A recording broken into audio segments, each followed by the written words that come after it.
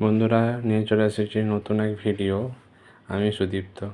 Thumbnail দেখে নিশ্চয়ই বুঝতে পারছেন কী ধরনের ভিডিও হতে চলছে। এটা কী গাছ বলুন, আর গাছটার গ্রোথ দেখে বলুন কেমন হয়েছে। এই বৃষ্টি হওয়ার পরে ছাদে এসেছি। গাছটা ছাদে আমার আছে একটা 18 ইঞ্চি সোলার টবটা অবশ্যই দেখাবো।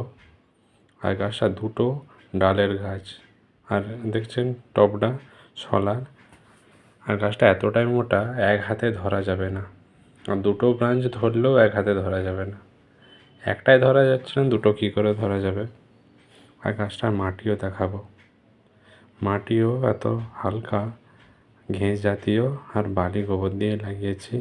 এ দেখুন, হাতে মিশে যাচ্ছে, এত হালকা। গাছটা শুধু গ্রোথটা দেখুন।